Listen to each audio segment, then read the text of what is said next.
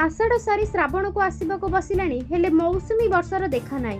चाषी मनरे चिंता आश्वस्ति आनिला झड़ वर्षा केउठी बरसिला आ केउठी सुखिला पाग। चाषी कूलंक बढ़ाइला चिंता। आषाढ़ आसिला हेले आसिलानी वर्षा। सारा राज्य को मौसुमी अग्रसर हैला केउठी बरसिला आ केउठी सुला पाग। चाषी कूलंक छी बढ़ाइला चिंता। एहारे भितरे सर्विंक नजर बंगोपसागर नहीं आसुथबा लघुचाप उपरे। लघुचापर प्रभाव में दुर्बल पड़िथिबा मौसुमी पुणी सक्रिय होई उठिले राज्य को वर्षा फेरिबो बोली आशा करा जाउची। गरम गुळुगुळी भितरे आश्वस्ति आनिछि झड़ी वर्षा। सकाळु सकाळु ट्विन सिटी समस्ते राज्यर विभिन्न स्थान रे तुहाकु तुहा वर्षा। एहारी भितरे आगो को बड़ वर्षा नै सतर्क करिछि पाणीपाग विभाग। आसंता 3 तारीख बेलू उत्तर पश्चिम बंगोपसागर एवं एहार आखपाख अंचल रे एक लघुचाप क्षेत्र सृष्टि हेबार संभावना रहिछि। एपटे जुलाई 1 रु पुणी थरे राज्य में सक्रिय हेब दक्षिण पश्चिम मौसुमी बायु।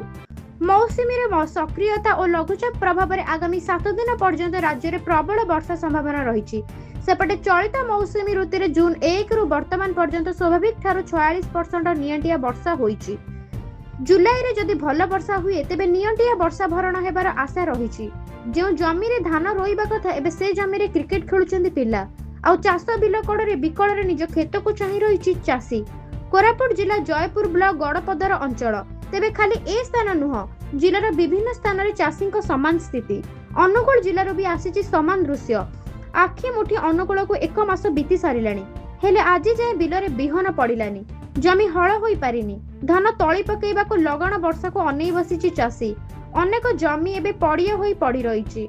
आगामी किछि दिन मध्य पर्याप्त वर्षा न हेले चाष काम आहुरी विलंबित हेबा सह खरीफ धान उत्पादन भयंकर भावे प्रभावित हेबा आशंका रहिछि। काशीपुर आकाश कुमार नायकଙ୍କ रिपोर्ट उत्कल जाग्रत वार्ता।